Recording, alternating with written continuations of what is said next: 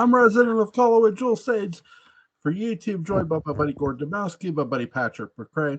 We're here to talk about The Prisoner, some more Prisoner, episode A, B, and C. The Prisoner, I believe, does sort of a dream sequence before Dark Shadows does, if I'm not mistaken. No. Yeah, but I got Gilligan's Island was doing it before either one of them. Mm-hmm. Yeah, because remember, this is a dreamy party. Yeah, I like how Patrick McGowan says it too. With the, I suspect, because given some of the behavior he exhibits on film in this one, I think he was tripping balls throughout the entire production. I think he he was hopped up on the crack rock, so to speak. Are you talking about in this episode or in all of them? In this one. Okay. What about in Braveheart? Braveheart, I think he was probably just straightforward drunk. I don't think he was tripping balls. Okay, what was the drug of choice in Baby Secret of the Lost Legend? The same one that he was taking in The Phantom. Okay, Robitussin. He was just a good old-fashioned Robitussin. But now, what about Escape from Alcatraz? What do you suspect he was taking? Now, I'm not saying he did any of these things. I am not guilty of any kind of slander. I am simply hash brownies. Okay. Clint just thought they were hash browns and said okay. Clint's a very innocent man in a lot of ways. Yep. Do you know what Clint Eastwood's first directed movie was? It's probably a stag loop he made at UCLA with Chuck Connors and it was that one, the one where he's dressed up like a sailor. I was meaning the movie. It's Play Misty for Me. Is the first movie he directs. So here's a weird Play Misty for Me thing. I think one of the actors in Play Misty for Me is Alan Feinstein. And if you use IMDb, you can find out if that's true. I will use No, Feinstein was in Looking for Mr. Goodbar. Vaguely similar. Alan Feinstein, I think back Dark Shadows episode either 1 or 2. All right? Mm-hmm. Tell me if this looks familiar. You know that guy in the striped shirt that's watching Carolyn dance? Yeah. That's Alan Feinstein. Very, very nice. What did you guys think about this episode? We get the same number 2 from the general, but this episode is earlier. I have a little theory about that, but what did you guys think about that? Gordon? Well, I think I know there's some people who think that the general comes before A, B, and C, and I think those people. First, I think that the episode is really good. Like I said, there are people who think the general comes before A, B, and C. No, and that's the logical flow. I'm one of those people, because if you put A, B, and C before the general, it makes it doesn't quite fit. Because you've got the general is this particular number 2 kind of just being, he's like Matt the accountant, he's, we all have that Matt the accountant where we work. He's kind of a paper pusher. He's running this project and it blows up. A, B, and C is basically number 1 saying, dude, you got to get your act together. This is like, you got to stop cheaping out on the coffee because Patrick keeps complaining. You got to let Jewel have at least one bear claw, and you got to quit bugging people about expense reports, because this is focused on getting number 2 to break, and this is this number 6 to break. This number 2 has a definite theory, and I think both episodes kind of deal with. And I'm not quite sure how to articulate it, but I think it's around the idea that the one thing that we have that's uniquely our own are our thoughts and our beliefs. The general is about kind of education, but also indoctrination. It's about putting ideas in someone's head, and they just blindly accept it. This one is about intruding on somebody's private thoughts and trying to figure out, okay, was this the motivation that they did? I think there's this really interesting sense of consequences, and it's also good that it doesn't do the it parcels out number 6's figuring out what's going on. It doesn't wait until like the last 15 minutes where it's like, aha, I've been drugged. Now I can kind of reverse it. And at the end, that reversal is really interesting. Patrick? Well, yeah. I mean, it's all about the slow burn, and it's about number 6 taking his most savage form of revenge. I would think this would have to come after the general, because I don't think that he's not in charge of anything after that.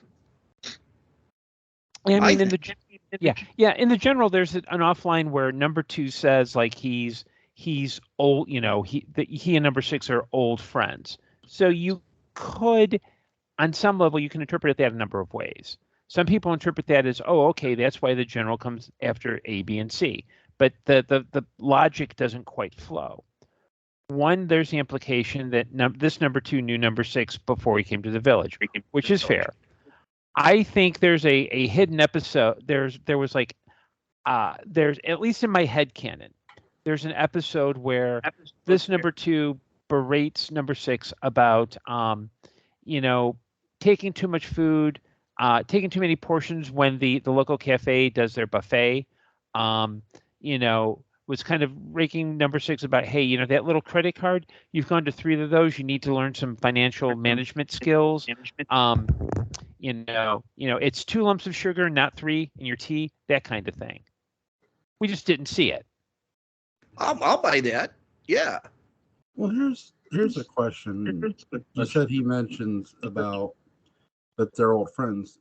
We don't get a sense of at times how many days or weeks the number 2s have been there. You know what I mean? So could it just be that as well? We get the reference in just an episode that we saw. Do not forsake me, oh my darling.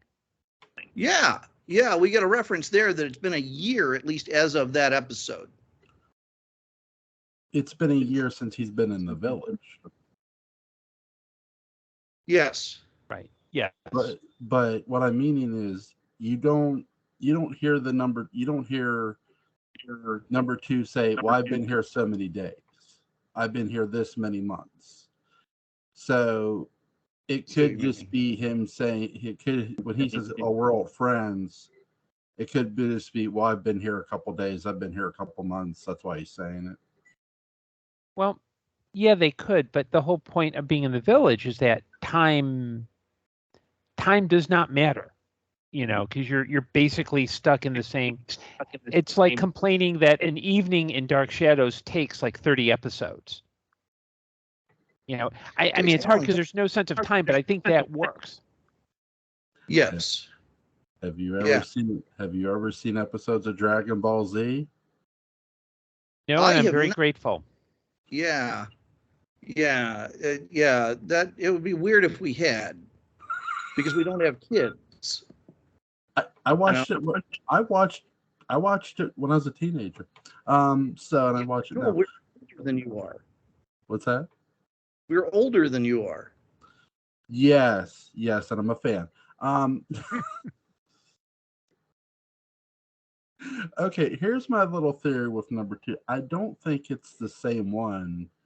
I think the actor is playing a different number 2 in the general, than in ABC.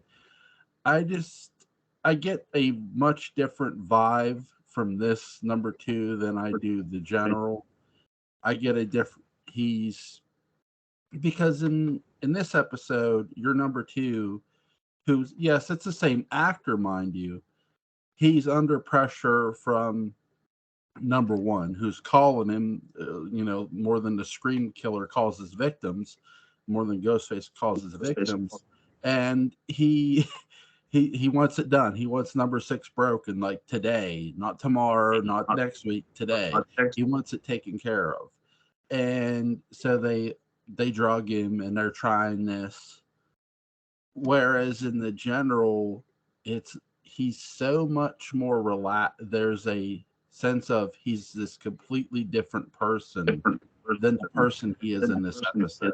At least it feels that way to me. You're talking about number 2. Yeah. Well, maybe he really thinks he has him this time. He has the easy confidence of someone who's got him by the scruff. Yeah, and a couple of things to keep in mind is that the General and A, B, and C were done pretty close together in terms of production, which is probably why they kept the same actor. And it's 2 different writers, so that the emphasis would be there. That you'd have 2 different writers focusing on 2 different areas. I think the actor, though, just the way that the plots are constructed, for me, it makes sense because both number 2s drink milk. Yeah. Both number 2s kind of have that very business-like approach to it. And I think if you mess up a project like The General, where it's not it's ultimately it's about control. Yes, it's about education, but what's to stop them from using it for like you will conform, you will tell us what you know, you will not question it, and then that gets blown up. I've worked on, in my professional life, I've messed up major projects. It's never like, oh yeah, you're doing okay. It's you need to get your head out of your ass and get some fresh air. I mean, it's literally that kind of pressure. So I can see where it's the same character. It's just that now number 1 is like, I'm going to be looking over your shoulder. I'm going to make sure you get this done. You've been putting this off for too long. I mean, this isn't the Darren Nesbitt number 2, who's kind of like, okay, fine, whatever. It's not like it's not Peter Weingard or the Mary Morris number 2s who are like, they win, but they don't get the information they need, but they keep number 6 there. I mean, even Leo McKern, when he comes back, yells, hey, look, you need to do this my way. So to me, the whole reason why he's the same character is he goes from being this major project where number 6 is kind of like this annoyance to, this is the guy you need to focus on. You either fix this or you're out. Yeah. I agree. What's you guys' favorite scene in this episode? Oh, the third dream. Yeah, where it's so psychedelic, and McGowan is just like, okay, and this is a dreamy party, sounding like Stewie from Family Guy, and just the whole kind of weird approach to it. There's the twist that the French hostess was his like third contact, because even the surprise is that number 2 is like, oh wait, French something, and it's Madame Engadine, and they go off, and it's the way that number 6 kind of takes control, where he does the kind of typical 60s, almost 1940s serial thing of, he's approaching, you see his back, and you see a guy in like a hat with a mask, you expect him to have a sword and start slashing Z's in people, and the way that he approaches it, and then pulls the mask off and shows it to number 2, and he instinctively knows where the camera is, by the way, and he's like, hey, I didn't resign. Wasn't going to sell out. I didn't resign, because that's a nice reversal. That it's not. We actually learned one fact about number 6 resignation. We learned one reason why he didn't do it. Yeah. That it would have been tempting to have like some hint that, okay, it might have been blah, blah, blah. But he basically, number 2, in a weird way, wins because he finds out a very important fact. He's screwed because he didn't find out what he was supposed to find out. But he does, I think that whole last sequence is it's a great way of turning the tables without, it's not a physical confrontation, it's an intellectual one. Okay. Yeah. I'm gonna make a wrestling reference here. The figure walking up in the final sequence and the outfit and the all black, and this is the worst thing I've seen since WCW did the Black Scorpion, because it's too obvious. It's obvious it's number 2 under the mask, and you can see it too. Which I don't like, because I sort of wish they would have went somewhere else with that, but that's my issue. So how would you have handled it? Not like, well, here's the thing. Remove his glasses. You could see his glass. That's my issue. You see his glasses under the mask. I think maybe to give some context, it might have been more of the, because it's the episodes remastered for streaming. I think probably if you'd watched it at the time, you wouldn't have seen that.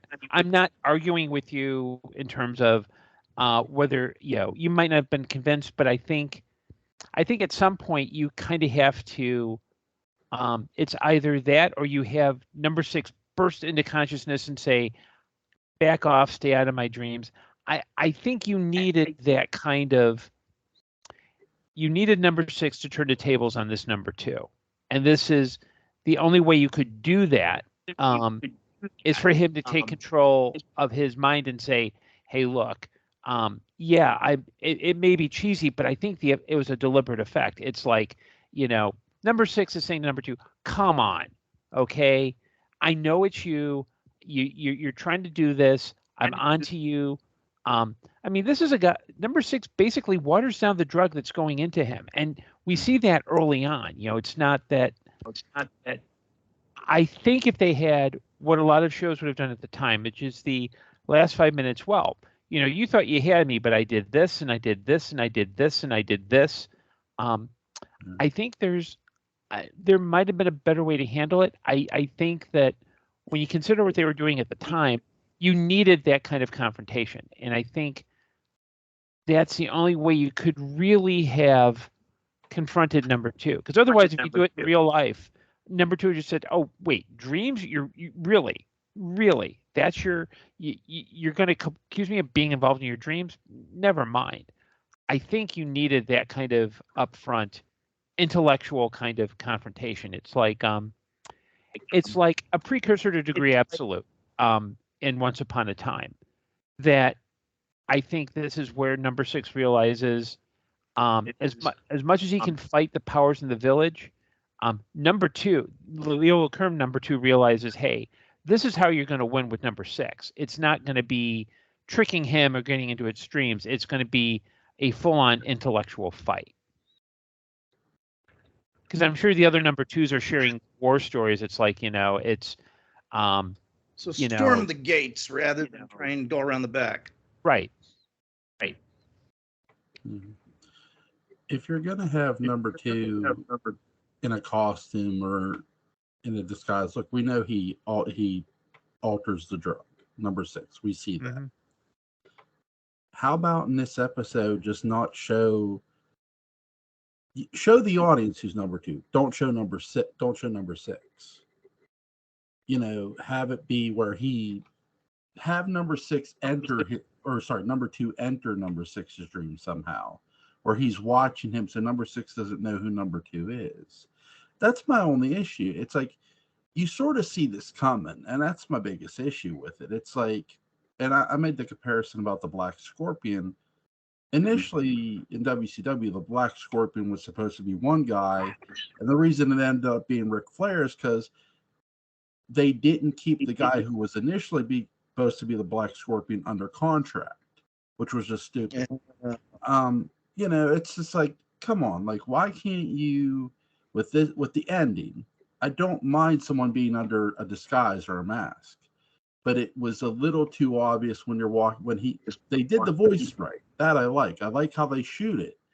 But when they get to the close-up, I'm thinking, and you're right, it's the remaster for Tubi, but it's just like you see the glasses. I'm like, it's number 2. Why would they zoom in knowing you could see? It just, that's my issue with it. But I think that's kind of the point, is that it's The Prisoner is all about subverting expectations. With Fallout, you expect number 1 to be a guy in a chair, petting a white cat, saying, "Oh, you foiled my plans again, number 6." You don't. You get something a little bit more metaphorical. I think here, the audience was probably expecting, like, okay, who's this new guy? But at some point, and the other thing is, in the episode, it's established that this whole entering dream process, you could, number 6 could die. And if you're trying to break someone, you're not going to take that same risk. You're going to try to do what you can to keep safe. So I think my take is that it was a deliberate nod to, okay, we're going to meet who this mystery man is, and we kind of know. Okay, we see the glasses. We think it's number 2. It's number 2, and the fact that it then cuts to the lab where number 6 approaches and says, "Hey, look, I was not going to sell out. That's not why I wanted to resign." I think it was his way of saying, and because number 6 is in control of this dream, he's putting in, okay, you want to know who this big bad man is? Well, it's number 6 is punking number 2 in that episode, in that ending, I think. Well, by the end, I appreciate him coming in and saying, no, I didn't sell out, because that's their belief that okay, he quit because he probably sold out or sold information, or at least that's what they're fishing for. And they get one answer, but they don't get the other, like you said. So that I like, but I don't know. Maybe I'm being too hard on it. So, well, yeah, I mean, if the prisoner wanted to take it easy, you'd have number 2 ask, "Why did you resign?" And number 6 would say, "You know what? I damn well wanted to. Back off, pal." Yeah. Or with McGowan, it would probably be like, a large Centaurian rage where he'd throw things around, and they'd have to bring Rover in, and he'd be punching Rover with his hand, and which would be an interesting episode to watch. But I want him to disguise himself as Rover and try and escape that way. Yeah, you know what? Why they never went there? That was probably a season 2 script. Or maybe like he goes to the other side of the island where the village is, and he meets up with the Gilligan's Island crew, and he's like, "I can help you build a boat."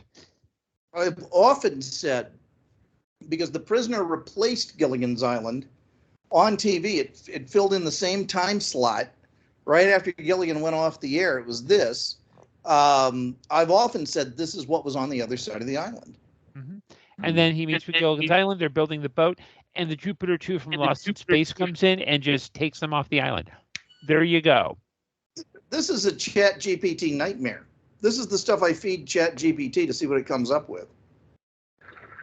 What did you guys think about where they did Gilligan's Island and they see how bad humanity really is, and they'd rather be back on the island? That you're talking about the first part of the trilogy. Rescue from Gilligan's Island, or Escape from Gilligan's Island, as I call it. I think that makes sense. Mm-hmm. I think it was really, really, really good.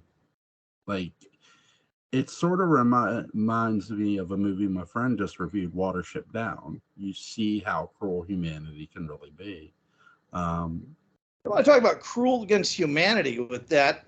When we were kids, Jewel, for like a year or two, that was the only animated film to come into theaters. Yeah. The 70s, ladies and gentlemen. Mm-hmm. The 70s, where all the good shit was made. The 70s. The 70s where toys were made of metal, okay, and you could hurt yourself. Hold on, there's something at the door. Hang on, I'll be back. Okay. Here, so here's your little history lesson about life in the 70s. Everything you've seen on you've read on the internet is true. You know how you'll get how Gen X is the toughest generation because we don't give a crap? Every word is true. You do not want to mess with us. I went to a flea market when I was a kid with my parents. Right. And they had a table full of toys from the 70s, like for sale. And all of them were metal. Mm-hmm. Like action figures were metal. Yeah, like we actually had actual cap guns, where you had the little strip where it would go off.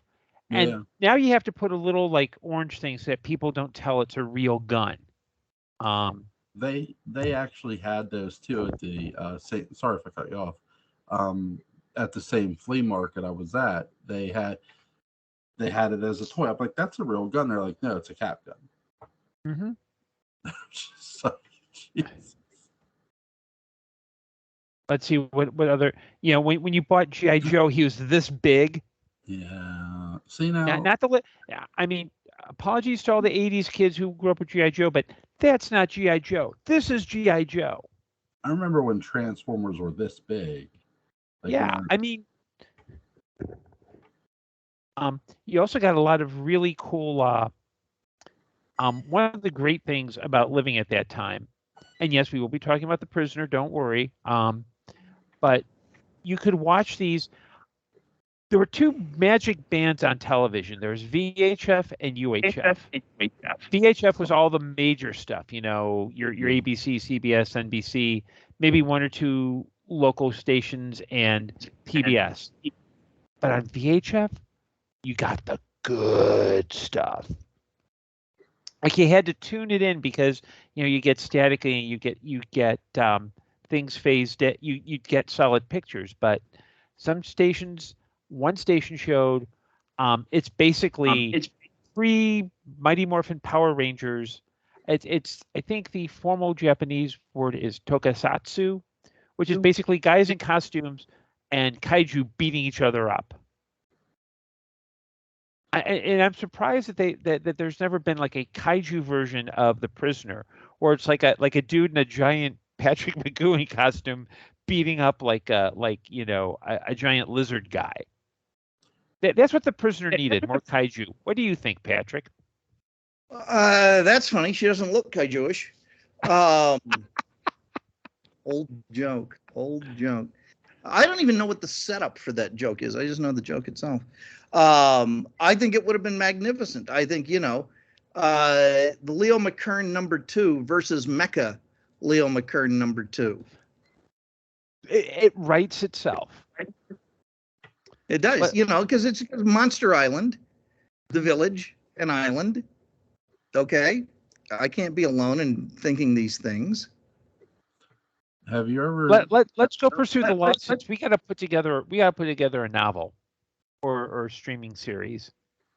Let's do a novel first because we're not crossing the picket line for the Writers Guild. No, not at all. Not at all.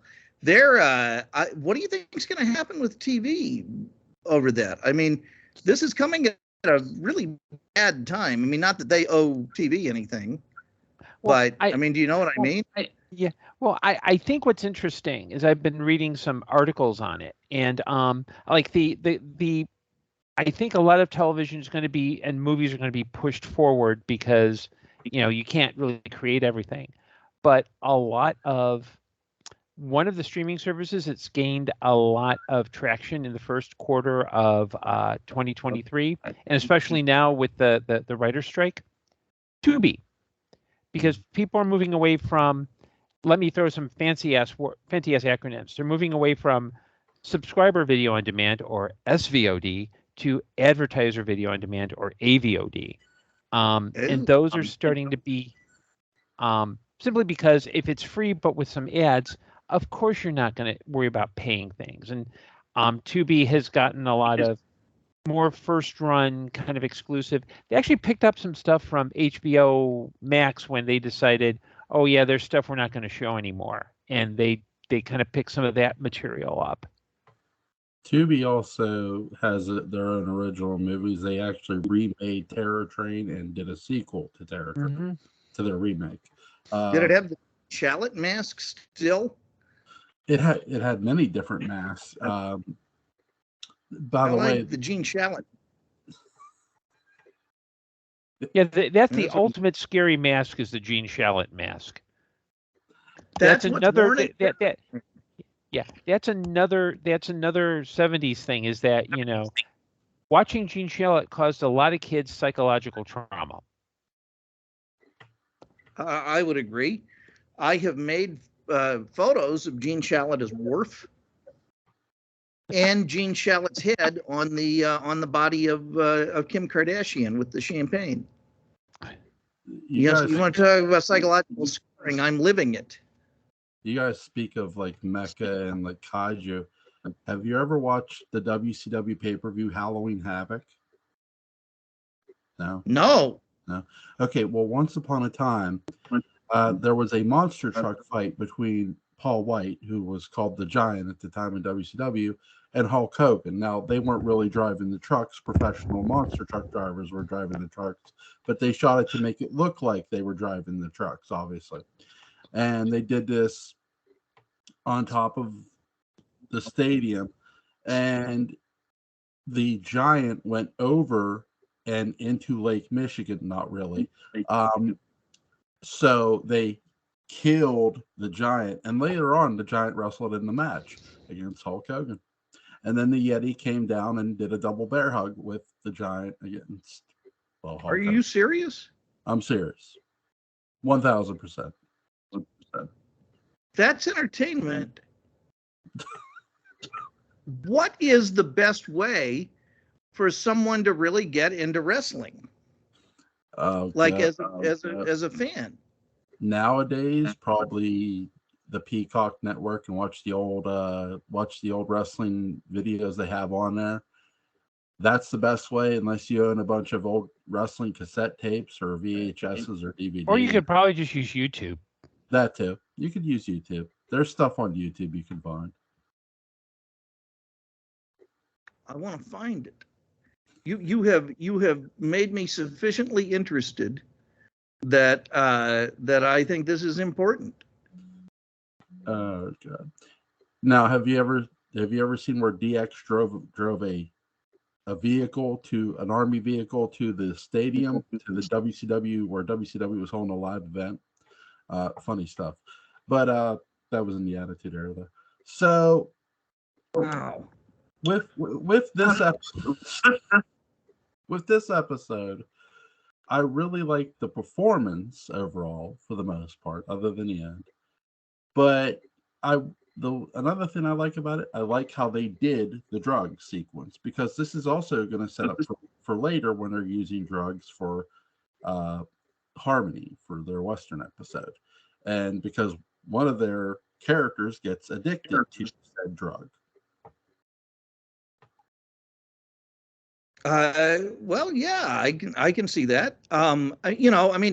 What others? It's interesting. What other '60s things were being discussed with this? Well, so you've got kind of the whole idea of mental health and psychology. You've also got the idea of like intellectual freedom, like the ability to. I think ultimately also privacy, that kind of ability to be able to have those inner parts of you, those thoughts and feelings, kind of private to yourself. I also think that, there's a lot of, I think that, I think that, there's a bit of a commentary with I think it's also interesting to look at the dream sequences themselves, because it kind of reveal like for a guy who was engaged, number 6 was like a little bit flirty with that French woman. You know what I mean? Yeah. And knowing that Patrick McGowan wasn't quite the, he had mixed feelings about some of his female co-stars. It seemed like he was a little bit too like and knowing what McGowan believed about, being proper, it seemed like he was a little too flirty with that French woman. And the female spy that's like about to get killed, he's like trying to dance with her, and it just felt a little. I know they're supposed to be dreams, but it just felt a little like. I'm not sure if he was meant to be charming and just failed, or if he was deliberately trying to be icky and he succeeded. It could be either one. Why now do you think he chose to do a love scene? Or do at least something that was vaguely flirtatious? Yeah, I could imagine he probably thought, okay, well, it's a dream, so I can kind of get away with it. Well, that's the thing, too. Like, when you're having a dream sequence, in your dream, it's your dream, right? Like, right. So many things could happen. So you could do this. The things you couldn't do in real life or in your actual reality, you could get away with doing in your dream. So McGowan's character realizes this and just does it, which is cool. But I also think when you watch this episode, Patrick McGowan is having a hell of a lot of fun. Like, you can tell, like, it looks like he's just having a good time. How do we know how much control McGowan had over this episode? Was this more one of the Lou Grade ones, or was this one of his? I think this and the general were more Mark Stein. Mark Stein was still in control at this point. Well, in control. And yes, friends, I'm going to be doing air quotes all night. Just like that one Chris Farley bit from Saturday Night Live, Yes, I know I have a bit of a problem and that I don't conform to societal norms. But yeah, I think there might have been a little bit more like, and I think these might have fit into what McGowan saw as the prisoner. So it's like, okay, they're doing the kind of stuff I want to do, so he just lets go. You know what I mean? Or he could have just shown up drunk when these scenes were filmed. I mean, that's just that was it. Hey, it worked for Rover. Which would you like it to be? I'd like it to be just that he got drunk, because most of this prisoner, he is so intense and so driven. I mean, the fact that he does the and I've been referring to it all evening. This is a dreamy party. It just feels like he's. I think at that point he was probably just, what, we're moving forward. I don't care. Okay, let me down some vodka, some Jack, and maybe a couple of pints of Guinness and have at it. That's you're describing his wedding night as well. I think it's very romantic. I mean, I don't think there's ever a scene that's as much fun of him drinking as there is. This, and I would say the one scene in The Girl Who Was Death, where he's drinking the beer and it says, "You have just been poisoned." Yes. And he's got to cure it, so he orders like one of everything. Well, that's how you do it. Well, yeah. Well, everyone knows that. I just like the way that they line up all the drinks in a row. That's for another podcast. Which is your favorite booze in that? I've got one. Oof. The one that really did it. Yeah, I think there's one that's like vodka something. There's vodka. There's Drambuie. I like hearing him say Drambuie. Well, I forgot that one. I just remember vodka, and there's like, it's like a shot. Then the glasses get gradually bigger. Yeah. Now Gordon, I tell you, during The Girl Who Was Death, one of us, you maybe, you're the heartier one among us, should do those shots and let's see what happens. I can tell you I actually, when I was living in St. Louis, I actually did that once. You really did? You did The Girl Who Was Death?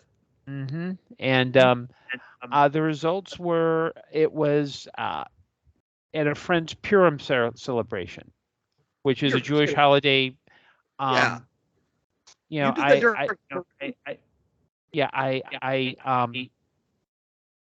let's see, I was kind of rambunctious, luckily they let us sleep over because it was a, friend couple, and they were a little upset because the next morning as they're we're walking to get breakfast or something, and everyone's hungover, and I decided to just start using my Barry Gibb-esque falsetto and start singing "Staying Alive." I'm not going to do it here because I've got the mic close to my mouth, and it's going to cause some problems with Jules' sound. So, but yeah, they were not happy with me. But yes, I have done that. I have a Shaggy Dog joke that I do based on that. Or I talk about... Keep your Dean Jones references out of this podcast. I talk about how Barry Gibbs was he was actually a very fine chef who's trained in Asia. He's one of the great English Asian chefs. He's working in New York, and there was someone who desperately wanted an interview with him, but he was always very, very, very busy. And they realized that he was busy theoretically cooking, but really he had such flair, and he was in the middle of the restaurant. He was like a rock star, that the women loved him, and he was really using the whole thing to flirt. And finally, the guy who wanted the interview just said, "Barry, please, can you give me an interview?" And Barry said, "Well, you can tell by the way I use my walk. I'm a woman's man, no time to talk." Mm-hmm. There you go. Ba-da-ba-ba-da-ba. Oh my God. Is there anything you guys have to add about this episode? I got another one about Christopher Cross. Anyway, Gordon. Oh, is this the story about sailing taking him away? This one, he was an engineer for NASA. And he was there during the Apollo 13 disaster. He was one of the guys working for Gene Kranz when Gene Kranz put out the object and said, failure's not an option, and so on and so forth. And he worked and he worked and he worked. And at one point, it looked really bad. And it was when the capsule was on its way back, but it had encountered some thrust problems, and it was going in weird different directions. But it was right there. And finally, they got it stabilized, and it was at the halfway point, and it was in geosynchronous orbit right above Manhattan Island, and they didn't know if they could get him back. And so Cross said, these guys may not survive. The most that we could is get all of this, going again. But I don't think that's going to happen. And so we need to encourage them to have emotional, Jules is yawning, have emotional bonds to get them through this. And he said, Gene Kranz said, "What do you mean?" And he said, "Well, when you get caught between the moon and New York City, the best that you can do is fall in love." Okay, so just to answer Jules' question, I kind of liked. I did like this episode. It's probably not one of my top. I think, in watching this in regard relating to the general, I think they make maybe the only time The Prisoner did a two-parter, even though it's not what we would think of as a two-parter. And I think the two work really well because it's nice.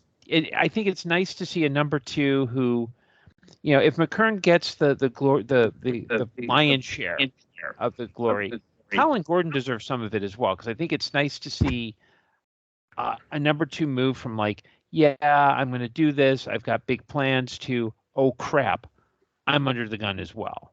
And I think that those two episodes worked beautifully. Even though two separate writers, two separate agendas, they both kind of work. Well, and that under the gunitude kind of thing is going to really, really be evident in the Giants of Big Ben. And very much in Fallout.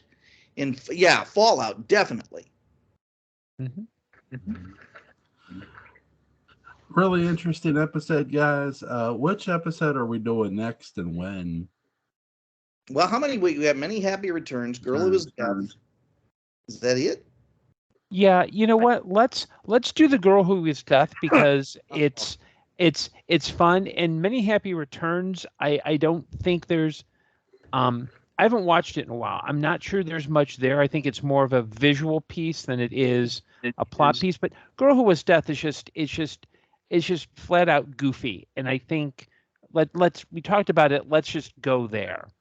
Yeah, it's a lot of fun. I think we've been saving it for long enough. Let's do it. Mm-hmm. What's your schedule like Thursday, Gordon?